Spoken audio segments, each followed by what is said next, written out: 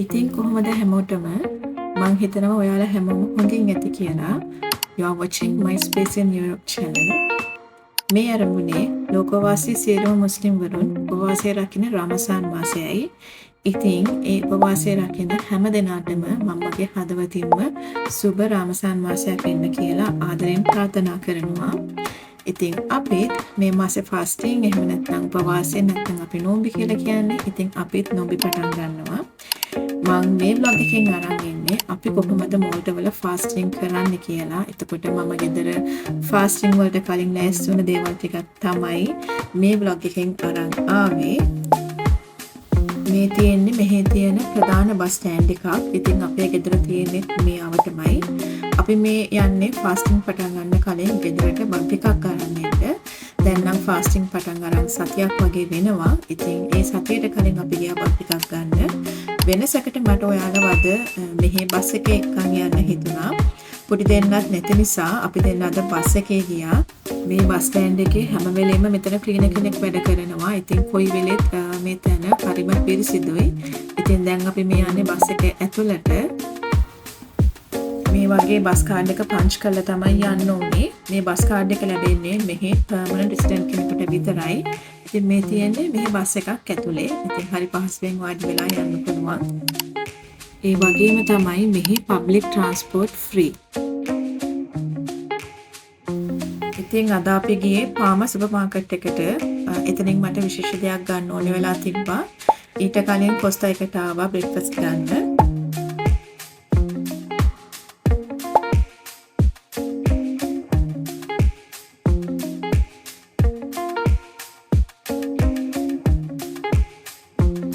මේ ලේඩි තවමත් මෙතන වැඩ කරනවා. එයා තරුණ කෙනෙකුටත් වැඩිය හරිම වේගෙන් හරිම ඉක්මනට එයා වැඩේ කරනවා. එයාව ඉතින් මට හැමදාම ඇප්‍රීෂিয়েට් නොකරම බෑ. මොකද එයා මානව සර්විස් එකක් දෙන්නේ. ඉතින් මේ තමයි අපි ගත්ත බ්‍රෙක්ෆාස්ට් එක.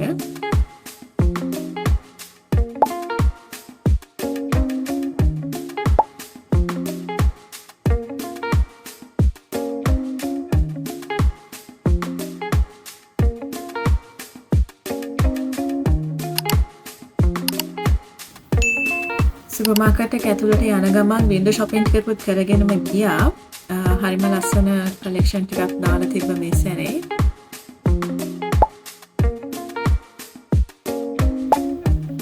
කලින් දැකපු ජුවලරිස් වලට වඩා නම් මට ගොඩාක්ම හිත ගියේ මේ වින්ටේජ් කිචන් සෙට් එකට. හරිම ලස්සනයි මේ ටික. මම මෙහි තියෙන මේ ඩිසයින් එකට හරිම කැමතියි. හරිම ලස්සන යුනික් යුරෝප් ඩිසයින් එකක් මේ තියෙන්නේ. ගෙදරකට වුණත් හරිම ලස්සනයි මේ බරු ටික.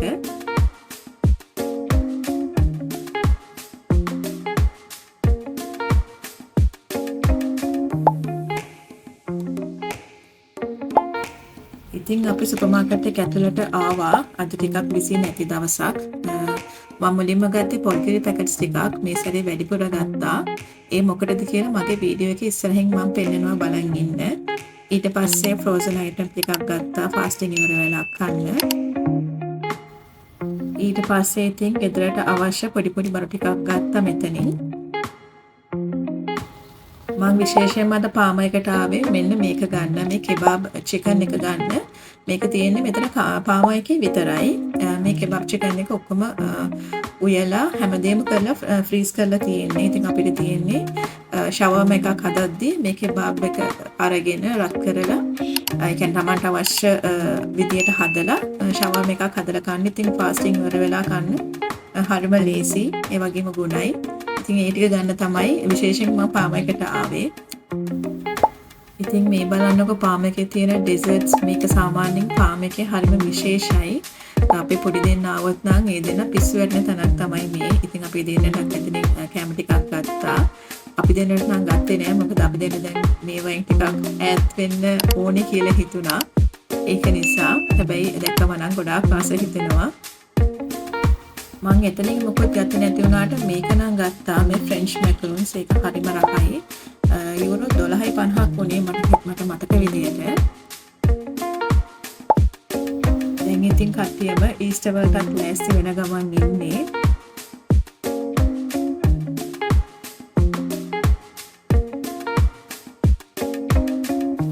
මම මේකෙන් එකක් වගේ තමයි ගන්න හිතේ. ඉතින් හස්බන්ඩ් කියනවා නෑ නෑ දෙක තුනක්ම ගන්න කියලා. මම කැමතිත් නෑ. ඉතින් ඔච්චර පැන් රස කනවට ඒ දෙන්න. නමුත් ඉතින් ඔය වයසේදී තමයි ඉතින් ඔය වගේ පැන් රස කන්න ආස හිතෙන්නේ. ඉතින් අපිත් පොඩි කාලේ එහෙමනේ. ගොඩක් පැන් රස කෑවේ. ඉතින් දැන් එහෙම කන්නේ නෑ. ඉතින් ඒක නිසා ඒ දෙන්නට ගත්ත චොක්ලට්ස් ටිකක්.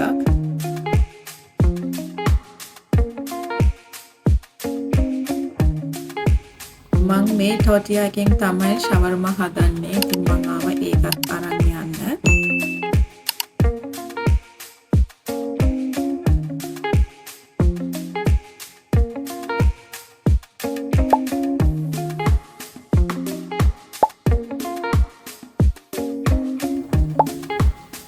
මම ගෙදර පාවිච්චි කරන්නේ මේ පින්ක් සෝල්ට් එක. ඉතින් ඒක ගොඩක් වෙලාට තියෙන්නේ පාම එකේ විතරයි. ඉතින් මම ඒකත් ගත්තා.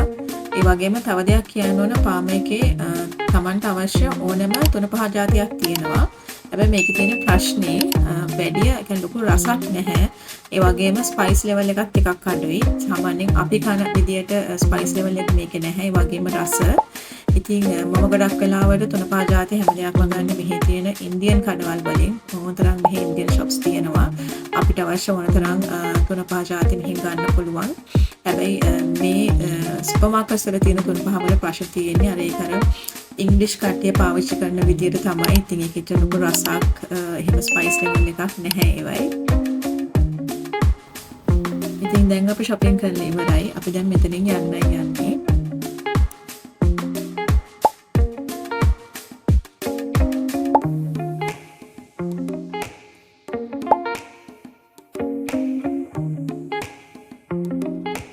ඊට පස්සේ අපි ආව බස් හෝල්ට් එකට.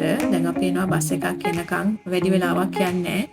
ටිකෙන් ටිකට බස් එනවා. ඒක කිසිම ප්‍රශ්නයක් නැහැ. අනිත් එක තමයි අපිට ඕන තරම් බඩු අරගෙන හරිම පහසුවෙන් බස් එකේ දාගෙන යන්න පුළුවන්. ඒවට වෙනම තැන් තියෙනවා. ඉතින් ඒක හරිම පහසුවක්. මේ තියෙන්නේ බස් කාඩ් එක මට කලින් පෙන්නන්න බැරි වුණා. ඉතින් ඒ වෙලාවෙන් බස් එකක් ආවා. දැන් අපි ගෙදර යන ගමන්.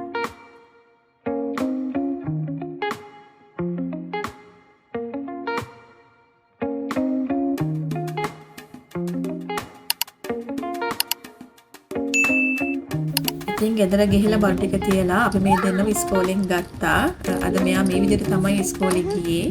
මොකද දැන් කානිවල් ෆෙස්ටිවල් කාලේ මෝල්ටා විතරක් නෙමෙයි මුළු යුරෝපෙම කානිවල් ෆෙස්ටිවල් එක තියෙනවා. ඉතින් ඒ කාලෙට මෙයාලට ඉස්කෝලේට යන්න පුළුවන්.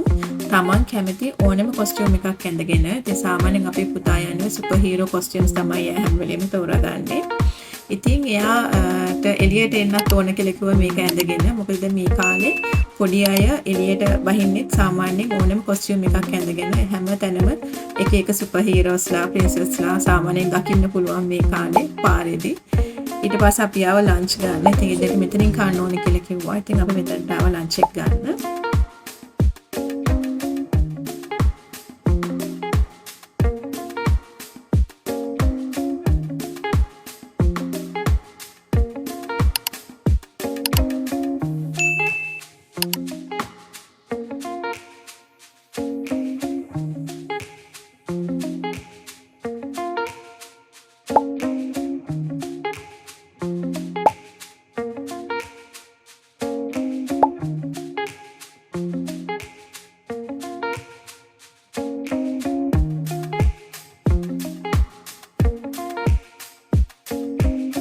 ඊට පස්සේ අපි ආව ලිටල් එකට මගේ සාමාන්‍ය ග්‍රොසරි shopping ටික කරන්න.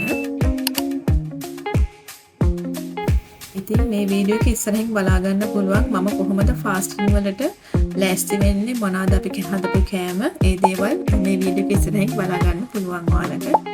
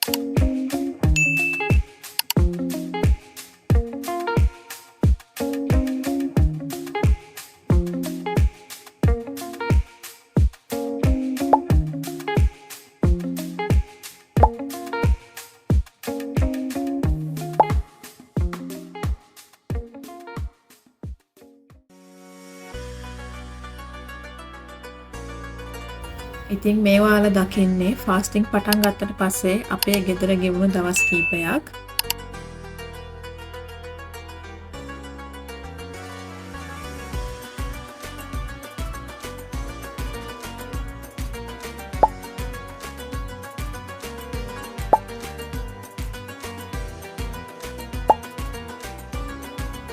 මම මේ කාලෙට අනිවාර්යෙන්ම උදේ 3:00ට ඇහැරෙනවා.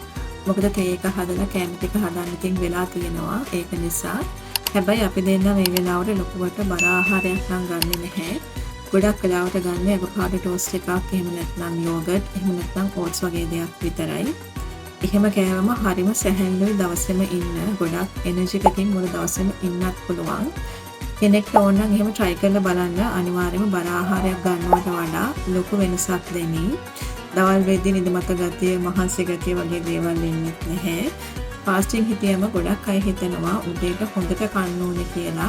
ගොඩක් වත් එළවලු එක කනවා. ඇත්තට මේක ගොඩක් ඇඟට හරිම අපහසු දෙයක්. පුළුවන් තරම් ඇඟ සැහැල්ලුවෙන් තියෙන තරමටම දවස ගෙවා ගන්න හරිම ලේසි. ඒක නිසා කෑම ගොඩක් නෙමෙයි, ඇඟට ගුණ කෑමක් ගන්න පුළුවන් නම් හොඳයි. අපි දෙන්නටත් ඒකේ වෙනස ගොඩක් දැනෙනවා. හස්බන්ඩ් උනත් කැමති නෑ උදේ පාන්දර බත් එළවලු එහෙම කන්න. ඒක නිසා අපි දැන් කාලයක් තිස්සේ පුරුදු වෙලා ඉන්න මේ විදිහට තමයි. ඉතින් අද මම හදන්නේ ඇවෝකාඩෝ ටෝස්ට් එක.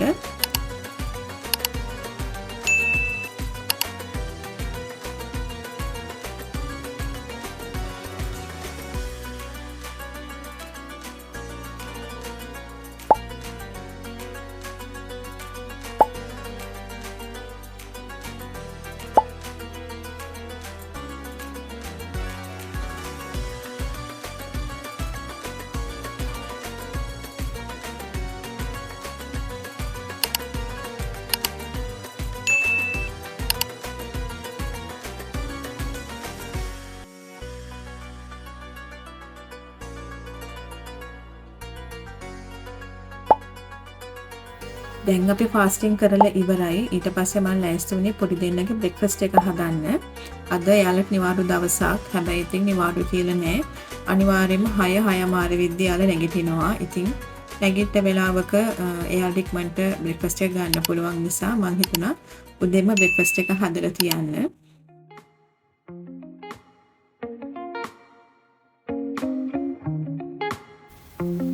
ඉතින් මං කිව්වා වගේම මේ දෙන්න උදෙන්ම ඇහැරුණා. ඊට පස්සේ කෑම කාලා ලෑස්ති වෙලා පාක් එකට යන්න ඕනේ කියලා කිව්වා. ඒක නිසා මම මේ දෙනව පාක් එකට අරන් යනවා. ඉතින් මීලා මේ දවස්වල සුපර් හීරෝ ඇඳගෙනම තමයි ඉන්නේ. ඉතින් දැන් අපි යනවා මේ පාක් එකට.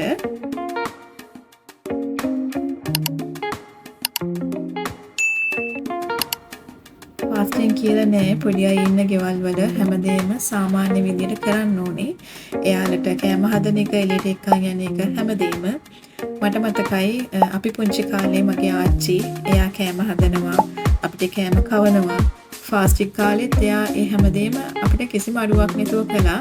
දැන් මම මගේ දරුවෝ වෙනුවෙන් මේ දේවල් කරන නිසා මන්ට එයා ඒ කරපු දේවල් අදටත් ගොඩාක් මතක් වෙනවා.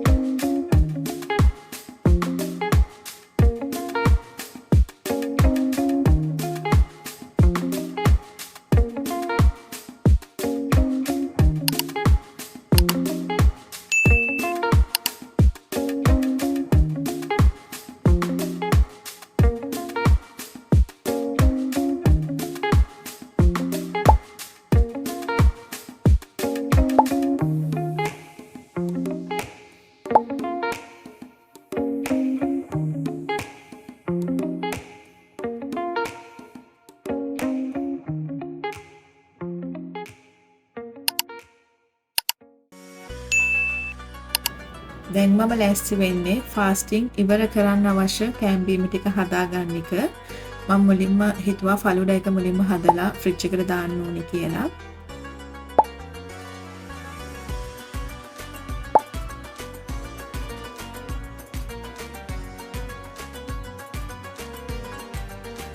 මම මේ ෆවුඩර් සිරප් එකට උණු වතුර ටිකක් දාගත්තේ මොකද මෙහි දැන් සීතල නිසා ඒ ෆවුඩර් සිරප් එක ටිකක් ෆ්‍රීස් වෙනවා. ඉතින් ඒක නිසා ෆවුඩර් සිරප් එක දාලා ඒක ටිකක් හොඳට දිය කරගන්න ඕන නිසා සීනිත් එක්ක මම උණු වතුර දැම්මා. ඊට පස්සේ සාමාන්‍ය වතුර දැම්මා. ඊට පස්සේ මේ දැම්මේ කිරි. ඊට පස්සේ දැම්මා එන්සාල් ටිකක්. සාමාන්‍යයෙන් එන්සාල් දැම්මම ෆවුඩර් එක අමුතු රසක් එනවා. ඉතින් මම ඒක නිසා එන්සාල් ටිකකුත් දැම්මා.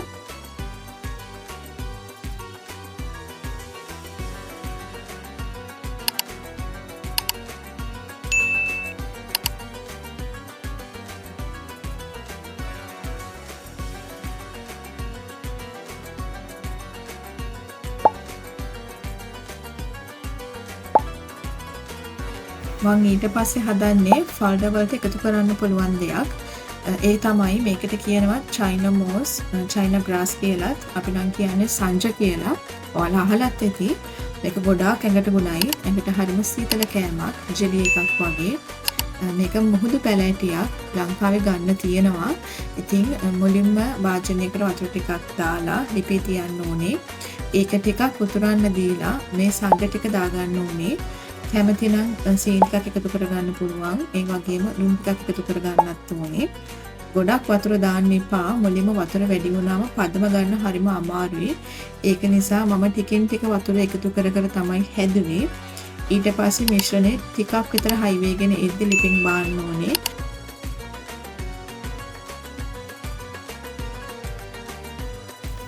ඊට පස්සේ මේ විදිහට ඒ ටික දීසියකට දාගන්න පුළුවන්. දාගෙන කැමති නම් කලරින් ටිකක් එකතු කරගන්න පුළුවන්. එම්මතින් ෆල්ඩර් වලට දානකොට ඒක ලස්සනට පේනවා. එහෙම නැතුව පාටක් නැතුව උනත් පාවිච්චි කරන්න පුළුවන්, කිසිම ප්‍රශ්නයක් නැහැ. ඊට පස්සේ මේ විදිහට පොඩි පොඩියට කපා ගන්න තමයි තියෙන්නේ.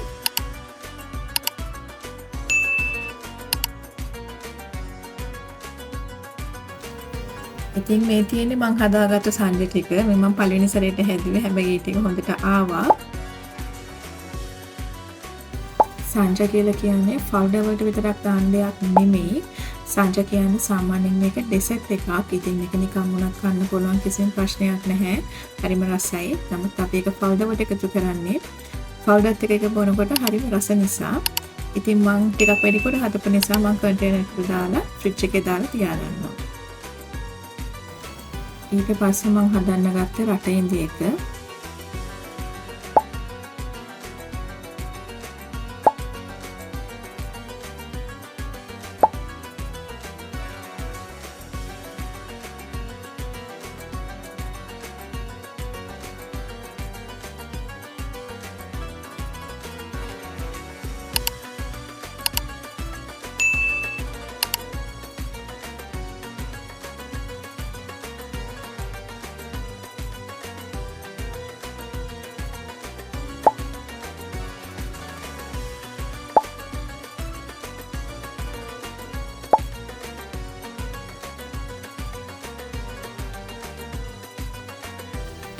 දැන් මම හදන්නේ කැඳ එක. නෝම්බි කැඳ කියන්නේ මේකට තමයි. නෝම්බි පංජ කියලා තමයි අපි නම් කියන්නේ. කිසිම ආගම් ભેදයක් නැතුව ඕනම කෙනෙක් රමසන් මාසෙට කන්න කැමති කෑමක් තමයි මේ කැඳ එක. ලංකාවේ පල්ලිවල මේ කාලේට ඕනම කෙනෙක්ට ගිහින් ගන්න පුළුවන්. මේ කැඳ එක ලංකාවේ පළාත් හැටියට හදන විදිය හරිම වෙනස්. මේ තමයි මම හදන විදිය. ඒ කියන්නේ මම පොඩි කාලේ ඉඳන් කාලා පුරුදු විදියට තමයි මම හදන්නේ. හැබැයි එක එක්කෙනා එක එක විදියට හදනවා මම දැකලා තියෙනවා. ඉතින් මුලින්ම දැක්ක විදියට සුදු ලුණු ටිකක් කපා ගන්න ඕනේ. ඊට පස්සේ හාල් ටික හොදලා වතුර සාමාන්‍ය තරමට වඩා වැඩියෙන් තියලා ලිපේ තියන්න ඕනේ. ඒකටම උළු හාල්, ඒ වගේම තමන් කැමති ඕනම જાතියක මස් જાතියක්, චිකන්, බීෆ් ඕනම එකක් එකතු කරගන්න පුළුවන්. ඒ වගේම කපාගත්තු සුදු ලුණු ටිකක් දාන්න ඕනේ. තව කුරුඳු කෑල්ලක් සහ විශේෂයෙන්ම දාන්න ඕනේ රම්පේ. ඉතින් මට රම්පේ නැහැ. ඒකෙන් වෙනම රහක් සුවඳක් එනවා. දැන් මේ වගේ හොඳට පොඩි කරගන්නවා. බත් ඇට වගේ අහු වෙන්නේ නැති වෙන්න හොඳටම පොඩි කරගන්න ඕනේ.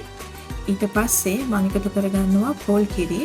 මේ මීඩියම් සයිස් පොල් කිරි පැකට් එකක්. ඒ මුල පැකට් එකමයි. තව ඒකට ආයෙ වතුර ටිකක් දාලා ඒ ටිකක් දාගන්නවා. ඊට පස්සේ පොඩ්ඩක් උතුරන්න තියලා ලිපිනවා ගන්න ඕනේ. මේ හදන්නේ ෂෝට් ඉට්ස් ටිකක්. වෙනදට නම් මම මේ හැමදේම ගෙදර හදනවා. හැබැයි මේ සැරේ හස්බන්ඩ් ෆ්‍රාන්ස් ගිහින් අරන් එද්දී අපු මේ ෂෝට් ඉට්ස් ටික නිසා මට හරිම ලේසි. මම මේ සැරේ ගෙදර මොකුත්ම හැදුවේ නැහැ.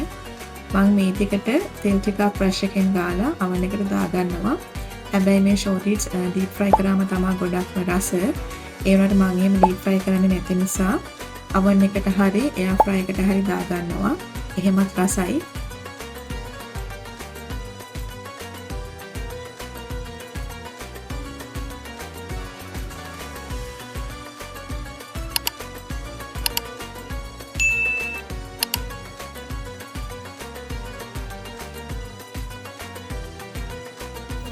ඊට පස්සේ මම හැදුවේ ෆෘට් ප්ලේට් එකක්. මොකද අනිවාර්යයෙන්ම ෆාස්ටිං වුණාට පස්සේ පළතුරු මොනවා හරි කන්නම ඕනේ.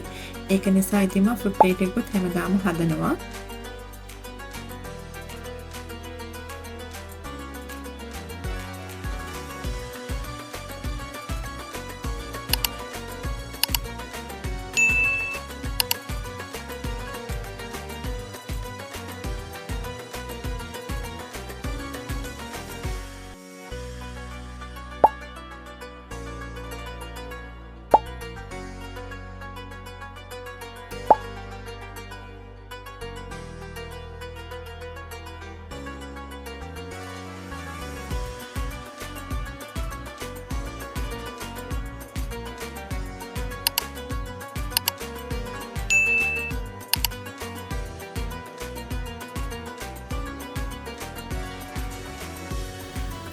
දැන් ෆාස්ටිං ඉවර කරන්න ළඟයි. මං ටක් ගාලා කැම ටික මේසෙට ලෑස්ති කරගන්නවා.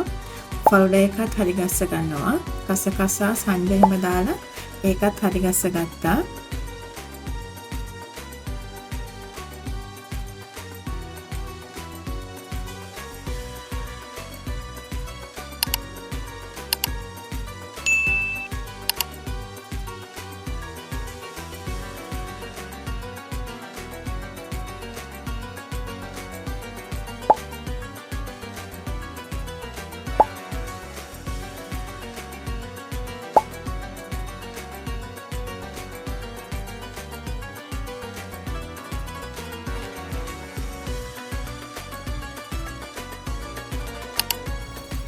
මේ කැඳේ එක තවත් රසට සහ සැරට කන්න කැමති නම් උඹලකට සම්බෝලයක් එකතු කරගන්නත් පුළුවන්.